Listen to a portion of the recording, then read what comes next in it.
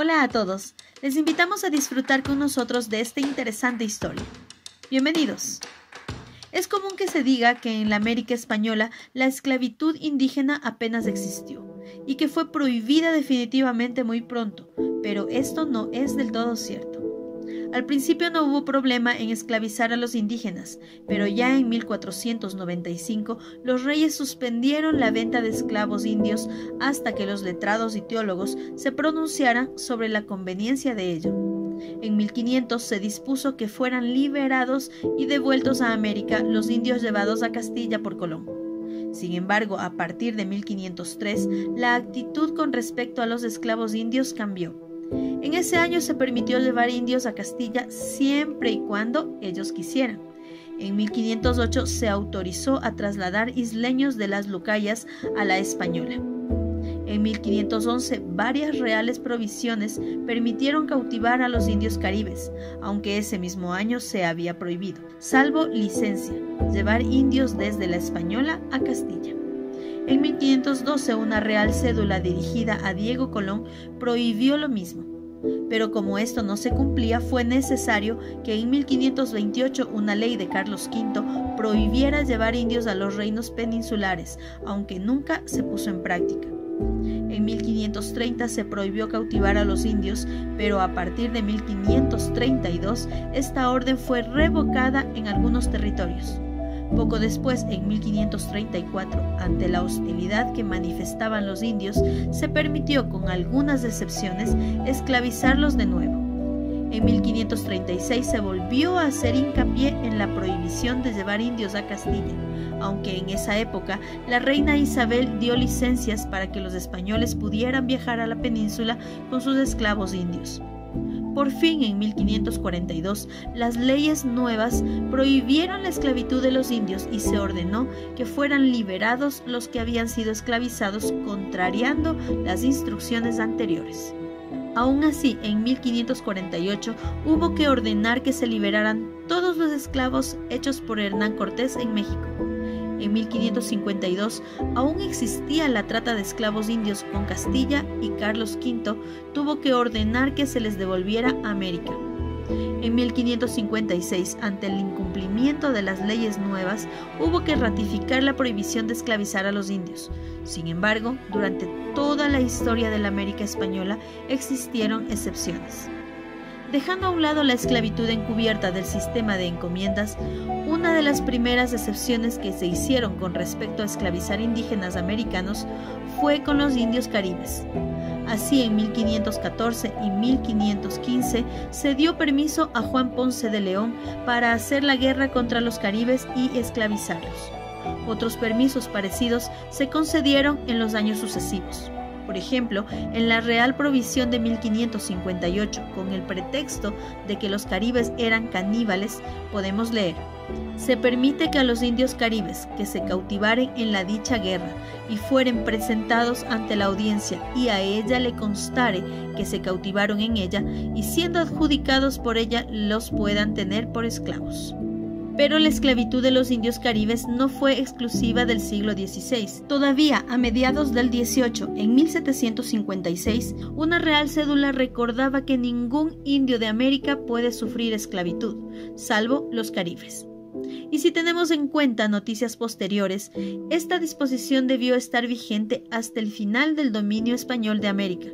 Así, por ejemplo, en el Mercurio Histórico y Político de febrero de 1781 se informa que en Nicaragua se han capturado cerca de 60 caribes. Un caso parecido al de los caribes fue el de los araucanos de Chile.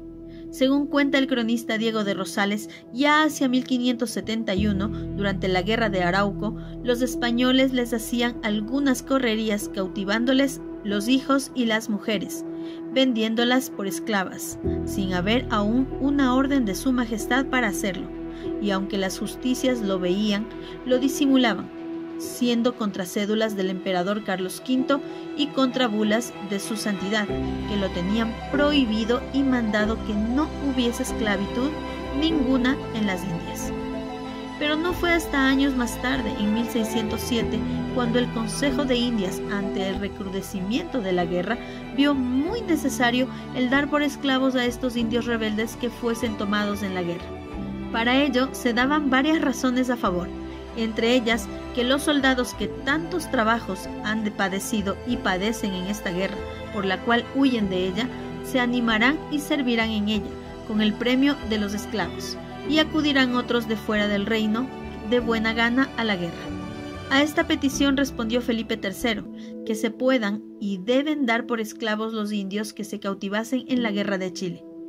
En lo que más se puede fundar en dar a estos por esclavos es en haber ellos negado la obediencia dada a la Iglesia, como aquí se dice, y así se ordene, que entre tanto que durare su pertinacia de negar la obediencia a la Iglesia, sean dados por esclavos.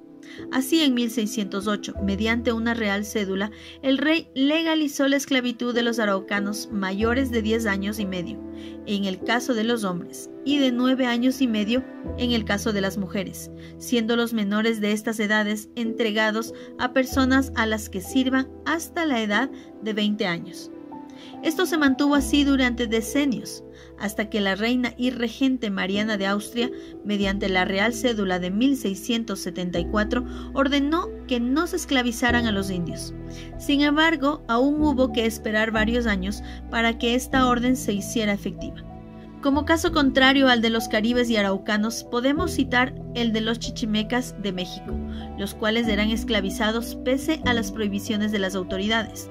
Ya en 1580, Fray Jerónimo de Mendieta escribió al virrey Martín Enríquez y le informaba sobre los esclavos chichimecos. Durante los siguientes años, las autoridades prohibieron su esclavitud. Así, el marqués de Villa Manrique en 1586 y el marqués de Mancera en 1673, virreyes de Nueva España, prohibieron que los chichimecas fueran hechos esclavos. Esta última orden, basada en una real cédula del año anterior, decía así: prohíbo que se hagan esclavos los indios chichimecas que fuesen prisioneros en la guerra del Nuevo Reino de León. Meses antes de la mencionada cédula, el fiscal Fernando de Haro escribió al rey que en estas provincias es muy frecuente el venderlos y tenerlos por esclavos, especialmente a los indios chichimecos, sinaloas y los del Nuevo México y del Nuevo Reino de León. Incluso en la misma carta, Haro alertaba de la presencia de esclavos chinos en aquel territorio. Pero los caribes, araucanos y chichimecas no fueron los únicos pueblos que se esclavizaron. En 1674 se ordenó a José de Garro, gobernador de Tucumán, que los indios de aquel territorio no se esclavizaran. También hay noticias sobre esclavos navajos, apaches y comanches en el norte de México en los siglos XVII y XVIII. Asimismo se sabe de esclavos apaches y chichimecos llevados a Cuba a finales del siglo XVIII y principios del XIX, así como de esclavos mayas llevados a la misma isla a mediados de esa centuria.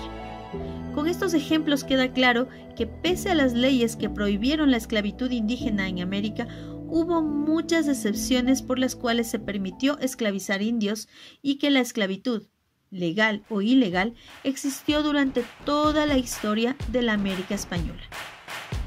Si te gustó el video, dale like, suscríbete, comparte y comenta con tu opinión o cualquier sugerencia.